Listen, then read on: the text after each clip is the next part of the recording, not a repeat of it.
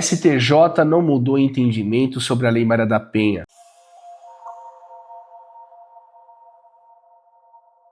Fique até o final que eu vou explicar e sejam bem-vindos ao canal Lei Maria da Penha em Foco. Sou Júlio Konkowski e no vídeo de hoje trato dessa polêmica que vem há algumas semanas sendo propalada aqui na internet, seja por comentaristas, sejam por artigos que versam sobre um recente julgado do STJ, no qual muitos acreditam e propalam por aí que o STJ agora mudou sua orientação e estão afirmando por aí que agora a Maria da Penha é só com provas. Eu tenho um pensamento, uma interpretação um pouco mais acautelada com relação a esse caso, uma vez que eu, na minha modesta avaliação, eu entendo que o STJ não mudou de forma alguma a sua orientação, continua firme na orientação que vem sendo divulgada e aplicada nos últimos tempos. E eu gostaria de convidar vocês para compartilhar essa visão, essa reflexão sobre esse julgado interessante, que é um agravo em recurso especial 3007-741, proveniente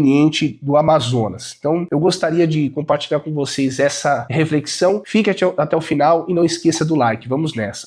Então, vamos lá, pessoal. Então, recentemente nós nos deparamos com uma decisão do STJ em sede de agravo em recurso especial. Não importa a técnica, se é um agravo, se é um recurso especial, isso pouco importa. O fato é que foi uma decisão proferida, no STJ pela ministra relatora Marluce Caldas, em que ela estabeleceu um entendimento e com base nesse julgado, a internet ficou polvorosa, muitos já antecipando que houve uma mudança abrupta no entendimento do STJ, que agora a Lei Maria da Penha só com provas, enfim. Eu ouso discordar, com todo respeito, uma vez que é importante a gente entender o julgado, entender também o contexto no qual ele foi proferido, para que a gente possa tirar uma conclusão mais ampla, mais generalizada. Eu entendo aqui que esse julgado, ele manteve a tradição do STJ, não houve alteração abrupta nenhuma na sua jurisprudência, e também é importante nós entendermos o caso base que levou a esse recurso, a esse julgamento do agravo em recurso especial. Aqui veja, primeiro ponto, que analisando a história desse processo, lá na primeira instância, é importante destacar e lembrar que se trata aqui de um processo criminal instaurado para apurar um crime de lesão corporal em contexto de violência doméstica e familiar, lá do artigo 129, parágrafo 13 do Código Penal, perfeito? E naquela situação, na primeira instância, a ação processual penal foi julgada improcedente para absolver o acusado. E a razão de decidir, na primeira instância, foi que, apesar da palavra da vítima, a palavra da suposta vítima estava isolada dos demais conjuntos probatórios. Então, o que significa que havia ali fotos da suposta lesão que a vítima havia suportado, mas a foto não seria possível identificar. Primeiro, que era a suposta vítima ali retratada na lesão. Segundo ponto, que também não era possível identificar a data dessas fotos, quando elas foram tiradas. E considerando a fragilidade desse conjunto probatório, só restou ali a palavra da suposta vítima, que o STJ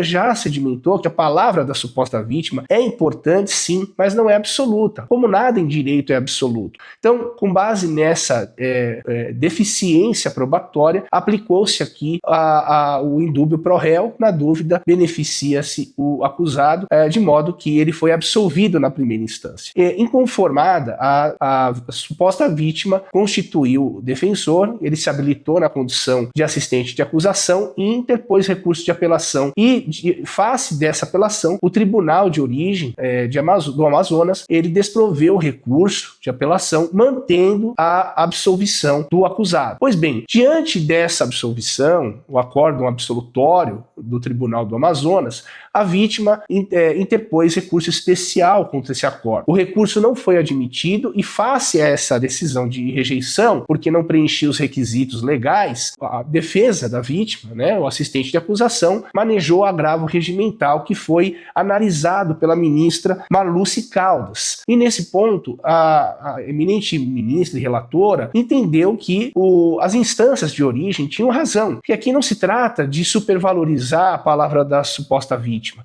Na verdade, as provas analisadas são insuficientes para respaldar um decreto condenatório contra o acusado ora recorrido nessa situação. Então, como era impossível você periciar aquelas fotos, porque não era possível identificar a suposta vítima nelas. E também não era possível identificar a questão temporal, não tinha data essas imagens, essas fotos.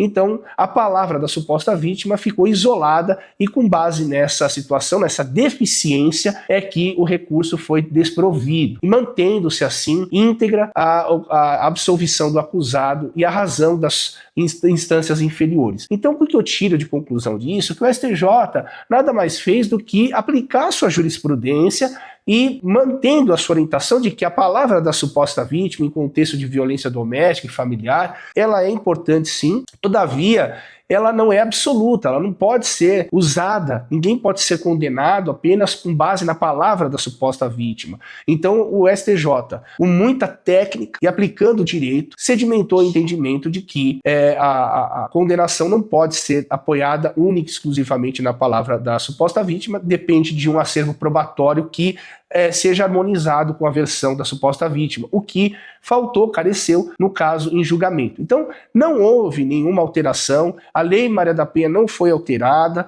não houve alteração com relação à interpretação da aplicação da Lei Maria da Penha. Hoje precisa de prova, é óbvio que precisa. Não podemos confundir o processo criminal em contexto de violência doméstica com as medidas protetivas. As medidas protetivas continuam sendo aplicadas com base na palavra unilateral de uma mulher que se diz vítima, porque é um contexto de emergência, aplica-se o princípio da precaução. Eu particularmente discordo, então estou trazendo aqui para vocês o que é essa diferença.